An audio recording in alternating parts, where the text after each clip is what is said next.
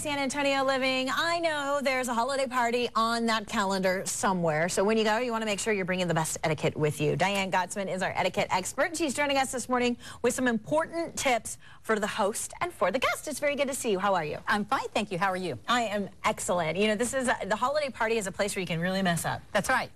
And we have to think like, if we have to think like our host, or we have to think like our guest. Absolutely. And that will help us along the way. Okay, so we have got tips for the host first. So if you're hosting a party, maybe this weekend or the following weekend, here's what you must do, and it's an absolute must. You must be warm and friendly. That's right. Well, if you or else, as a host and a guest, you better be warm. Oh, and okay, friendly. good. So for both of we you. want to provide a welcome environment for our guests. So we want to think in advance. So in other words, make sure that when they get there, the candles are lit, the music is playing. So when they walk in, they have this wonderful feeling like they're going to have a good time. Absolutely. You've got to set the mood. You also have to provide special attention and pay attention to that menu. That's an important thing. How many times, and this is me, I go to these holiday parties and I look at the buffet table and that egg salad's been out there too long, you know, or I worry how long that meat has been sitting there. So, you know, logistics are important, and our guests are noticing. Now, I don't know how many people are going to serve egg salad, okay, but during the holiday season. Still, it might be a luncheon,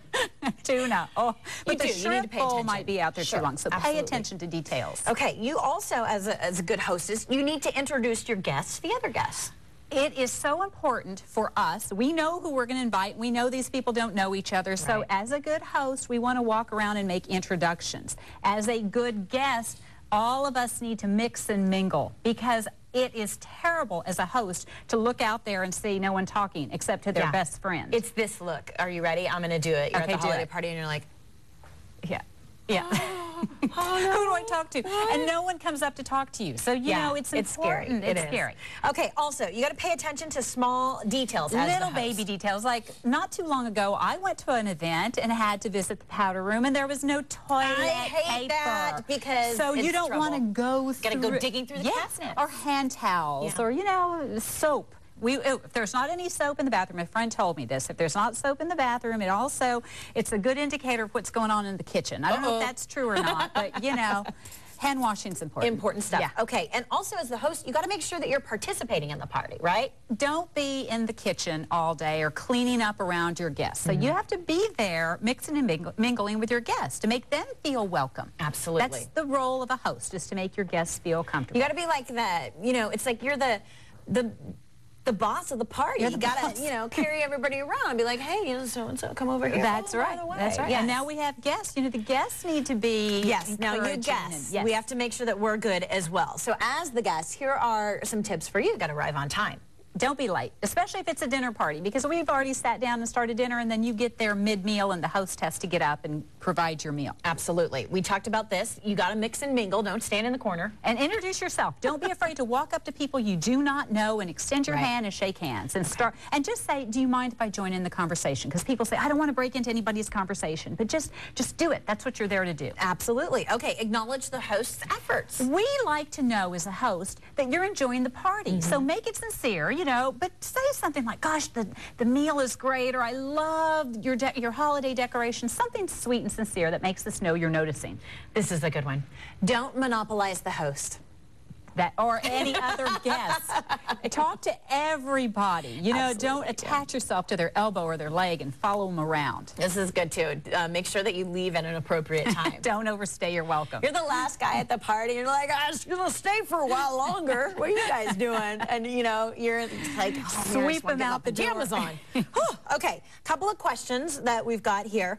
These are like the top questions that you might ask when going to a holiday party. If a guest brings you a bottle of wine for a host gift, are you obligated to serve it? No. Okay. No, and that also goes for any kind of dessert or food platter. Say thank you so much, and you can put it away until later. Okay. If my neighbor invites me to their party, must I invite them to mine? It would be a sweet gesture, especially if it's your immediate neighbor who's watching, but it's not mandatory. If I thank my guest in person for their hostess gift, Must I send them a thank you card? No. The Really? answer is no, but you see my face when I say it. You say no, but you better. The answer is no if you thank them in person for a hostess gift. But if it's something stupendous, I'd still say yes. Send a nice little note. If the invitation says no gifts, is it okay for me to bring one? No gifts. If it says no gifts, because it makes the other...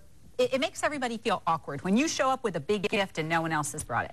If I spill wine on someone's carpet, like red wine on the white carpet, should I offer to pay for it? Yeah. Really? If you spill something, say, oh my gosh, let me take care of this. I will.